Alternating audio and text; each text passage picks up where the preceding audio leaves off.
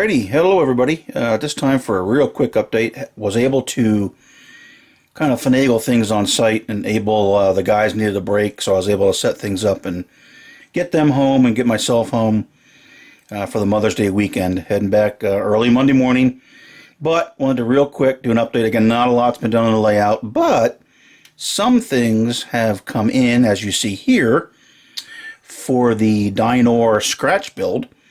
I did get in from Shapeways. This is the set of windows and doors, and I'll try to zoom in and get focused. I don't know how well to do, but they're all there. They look real nice. Here is the top large ventilator that he made for me. Very close. I think it looks pretty darn good. And the ladder and another little stack that was up on the roof. Oh, there we go. Great. My set fell down. Got a little garbage can for out in front.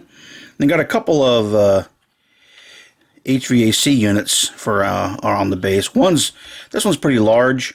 This is from the same gentleman that made me the window set, and these are two smaller ones. They might be okay. They're not too bad looking. Again, I can't promise how well things here are going to focus, but I might be able to use them. Again, I'm not trying to get exact match to what's there, just to kind of show it's there, and then do the duct work going up to the the roof of the building and whatnot. So they might suffice. That could be pretty good. So all right, I'm going to pause quick, try to reconfigure this, and see if we can zoom in on those and see how they look. So maybe give me a quick second here to try to get this thing from falling over. Okay, I had out some bottles of paint to hold up my backdrop. I said, hey, we ain't professional here. We're just showing you what we do. Okay, so these are them, and I'll try to zoom in, and hopefully it'll hold focus just enough. That's the screen door, the large screen door at the one end of the diner, restaurant now, diner. And these are the main windows. Now I'm going to have to do something to add, the additional mullions behind it, and I think the gentleman recommended do it on clear acetate, so we'll try to get that done. Again, and again, it's hard to see because it's printed in FUD, Frosted Ultra Detail, but it did capture the look. Yep, there it goes. Sorry, I don't know if I'll be able to get this to focus in for me. I might have to manually. Well, that's not too bad. And again, what I wanted was that unique look with that top cap, and I think it did a relatively nice job of that. I think when I get it all primed up and painted, it's going to look pretty good.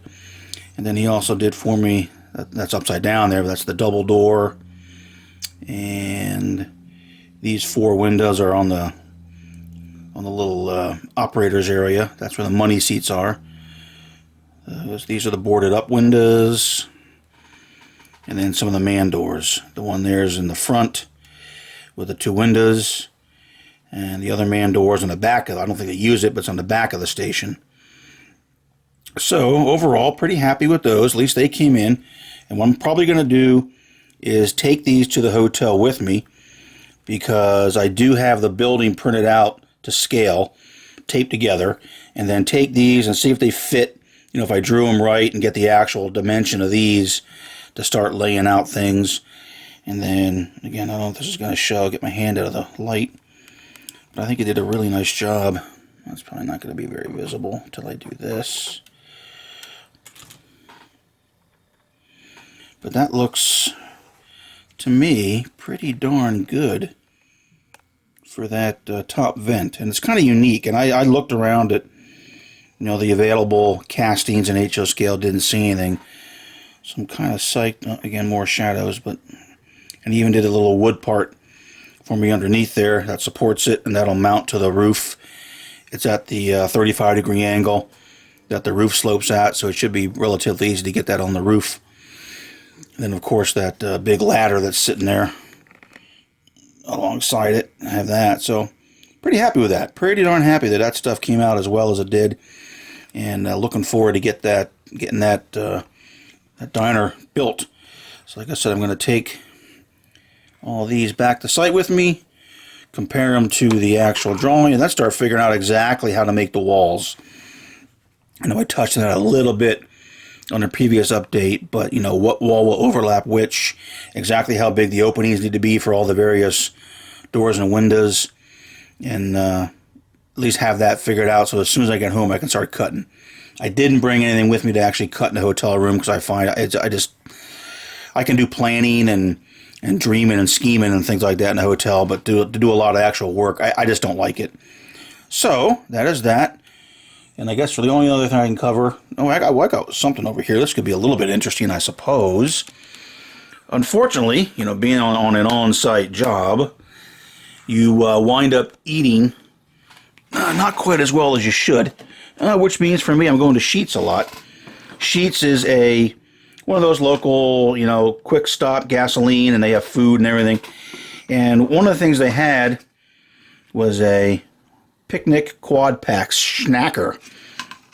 And the reason I got it was, well, for throwing my trailer to have for lunch. And also, it's a real nice little set for scenery items. You can see it's got four areas there. I figured I could put, you know, some ballast in there, or ground foam, or you know, grasses and stuff. It's nice. It's actually a nice little size. They're deep enough that you can get a fair amount in there. And if you're careful about it and keep it all together, it's even got a handy dandy lid that snaps on. So I thought that was kind of neat. So as you can see, I've eaten. I got 2 of those. So interesting. All right, I'll show a couple other things that did come in, because of course one thing you can do when you're on a computer is order stuff. Much to the chagrin of my wife. But a couple things came in. We'll just kind of show those real quick. Okay, got some lamps. These are things from Bush. I mentioned over by the one house, I wanted to put a light from the garage so they can walk down and not trip and hurt themselves. And I saw these and kind of liked them. I figured it's something that they may have. So that's a smaller one. These are LEDs. They work, they say they work 14 to 16. I tried 12 volts and they worked fine. And then I got a little bit of a taller one for somewhere. And then 2 of these to mount off a building. These are the similar, kind of the modern looking, you know, industrial street light heads. And I thought they looked relatively good. So I picked up for future building work.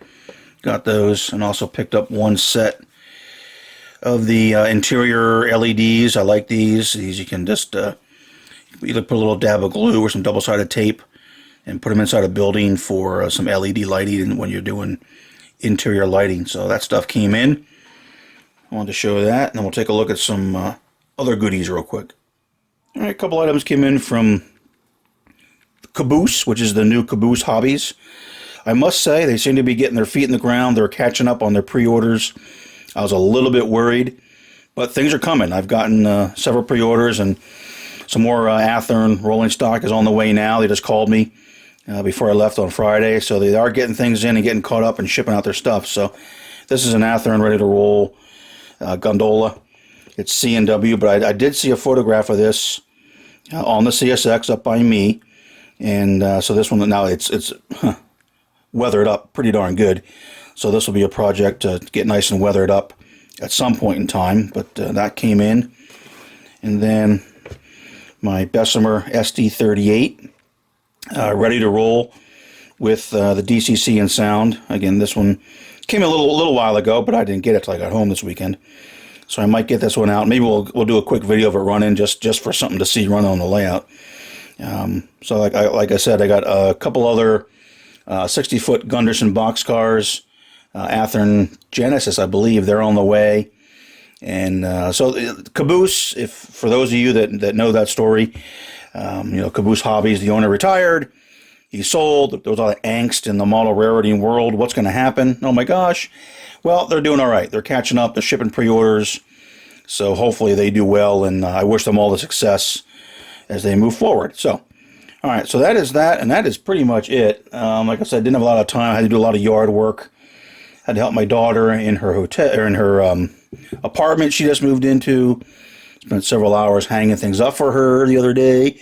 So not a lot done on the layout.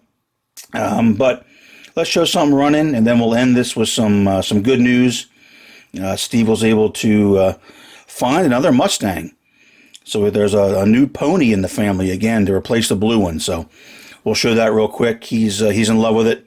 Was able to get enough of a settlement from the insurance. Again, it wasn't his fault.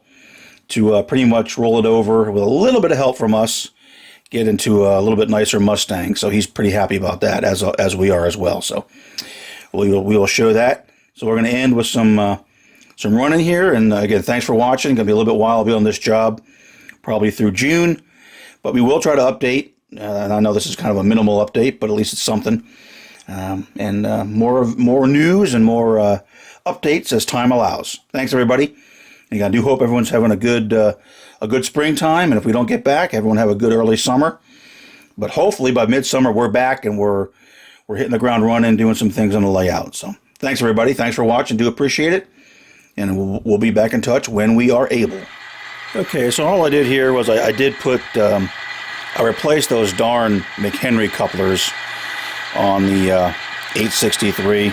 Figured I was in the bench, I might as well do that. And I got it here in a little bit of a consist. It's not perfect with the 907.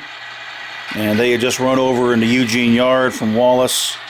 And now they're about ready to head back. They got some coal, loaded coal to go back. And they got a couple empty gondolas to pick up scrap. And they have one covered hopper to go to one of the industries up the branch. So we'll just kind of follow this train real quick out of Eugene over to Wallace, just for something fun to do. I didn't turn the signals on or anything like that, but we'll just see how things look when we run here. So let's get this guy out of town.